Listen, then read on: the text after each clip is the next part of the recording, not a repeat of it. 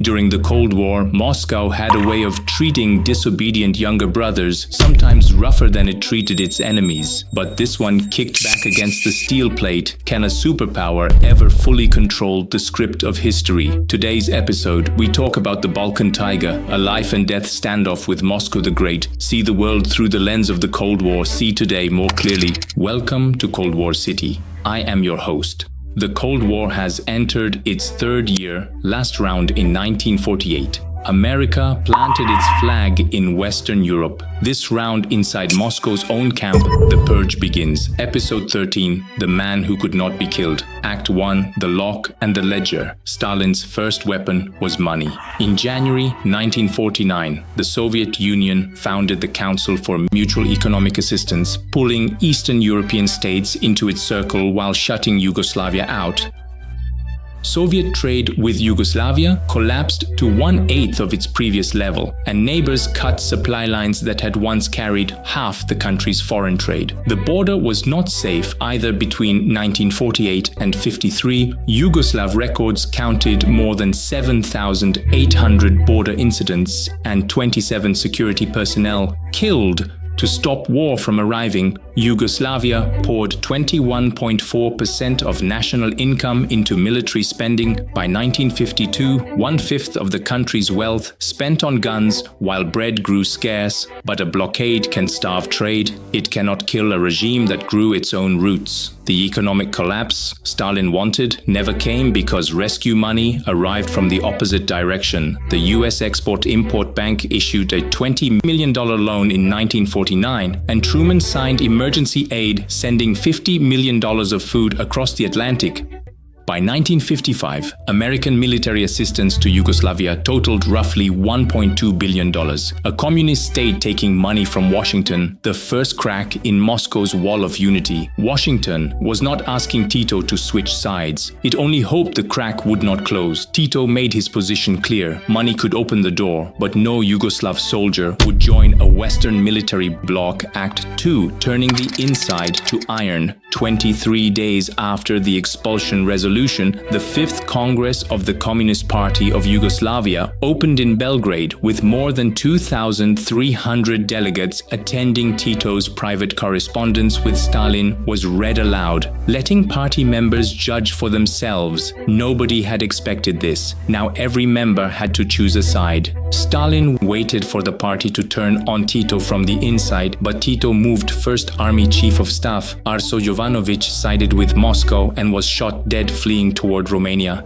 In July 1949, a bare rocky island in the Adriatic opened as a camp. Goli Otok, Bare Island. Tito's instructions were calm and absolute: root out anyone still loyal to Moscow. The secret police launched a nationwide manhunt. No public trial, no formal sentencing. Any officer who hinted at sympathy for Moscow, any intellectual who questioned Tito's line, was taken from home in the night and loaded into a van bound for the island. Over the following years, more than 16,000 suspected internal enemies were sent there. Prisoners forced to smash limestone under the sun, then haul the gravel to the shore. The system ran on prisoners guarding prisoners. Any trace of Moscow's influence was purged within years, and the army rebuilt from the inside out. Over the next 5 years, Soviet intelligence proposed more than a dozen plans to kill Tito: a bomb under his desk, a sniper along his route, a bribed doctor with slow poison. None ever reached his inner circle. Everyone was uncovered by his own secret police. Tito wrote directly to the Kremlin: "We have captured 5 of your agents, 1 carrying a bomb, 2 carrying poison. If this does not stop, I will send someone to Moscow, and I promise you it will only take 1. Moscow understood the command that had once been unchallenged across Eastern Europe had shattered against Yugoslavia's own defenses. Act 3. The false ambassador Moscow activated its top agent, codename Max, real name Josip Grigolevich, a veteran deep cover operative who had taken part in the failed 1940 attempt on Trotsky's life. After the war, he built a new identity. Teodoro Bonifil Castro, a Costa Rican businessman so convincing that in 1952 he was appointed Costa Rica's ambassador to Italy with a second posting to Yugoslavia. A Soviet agent walking into Belgrade on a real passport with real credentials, he met Tito in person. Several assassination plans were drawn up, the final one involved plague. As ambassador, Max would request a private audience. A sprayer hidden in his clothing would silently release pneumonic plague bacteria, invisible and odorless. Everyone in the room would fall ill within days. Only Max himself vaccinated in advance, a room full of people. Only the killer would walk out alive. By the end of 1952, Max was in Rome, waiting for the signal. It came approved by the Kremlin's top decision-makers, a signed order to kill Tito on the spot. For the next 2 months, he kept up high-level diplomacy while quietly running a low-grade fever from his own vaccination. Act 4. The lifeline of the Greek civil war ripples from this struggle spread fast into the Greek peninsula. Before 1948, tens of thousands of communist guerrillas were fighting the Greek government from the mountains, and nearly 80% of their ammunition, medicine, and food moved through Yugoslav territory. Tito had even set up secret field hospitals along the border, using Greece as a buffer to extend his own influence. But once Yugoslavia was expelled from Moscow's camp, the Greek guerrilla movement split along the same fault line. A new hardline leader fell in step with Moscow and began purging pro-Tito cadres. One foggy morning in July 1949, trucks of wounded Greek guerrillas rolled toward the Yugoslav checkpoint and found barbed wire and a line of armed Yugoslav regulars waiting. On Belgrade's order, the border was sealed. No personnel, no supplies would cross, cutting off the guerrillas overnight and trapping fighters on bare mountaintops with no way to resupply. Washington saw the opening and moved fast under the Truman Doctrine, sending another $400 million in military aid and large shipments of napalm to the front lines. Moscow would rather watch the guerrillas fall than help Tito, while Washington used dollars and steel to seal off Soviet access to the Mediterranean for good. By the end of 1949, the fighting in Greece was dying down. A civil war lost not on the battlefield, but inside a fractured alliance. Act 5. The assassin who never moved, his target, outlived the plan. In spring 1953, Max formally requested a visit to Belgrade set for mid-March. The plague device sewn into his suit had passed every test. The assassination was on the verge of being triggered. Then, on an ordinary night, history turned on the night of March 1st, 1953, inside a villa outside Moscow. Stalin's private residence, total silence guards stood watch under standing orders. Nobody dared open the door.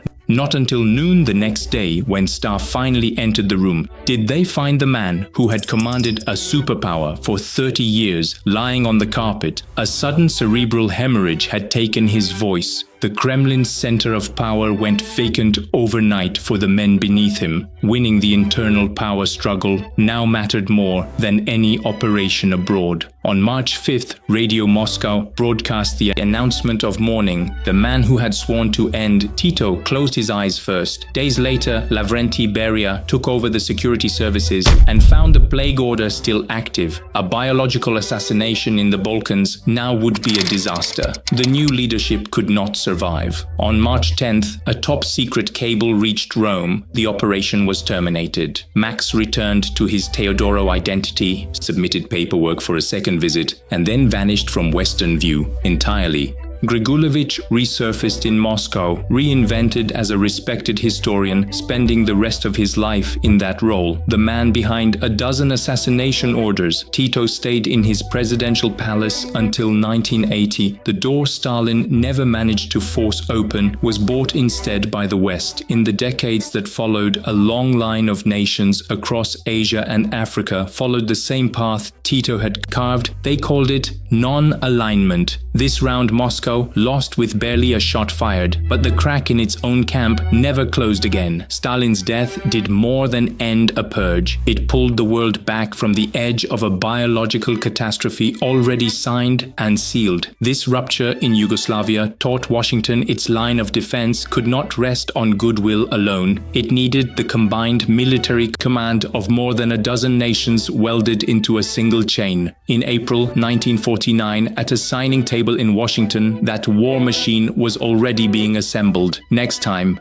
the West welds its armies together, NATO is born. If you enjoy this kind of deep dive into Cold War history, hit that like button right now. Subscribe so you never miss the next episode. Drop a comment telling me which chapter of the Cold War you want covered next, and turn on the notification bell so you catch every new episode the moment it goes live. Thank you for watching and see you in the next one.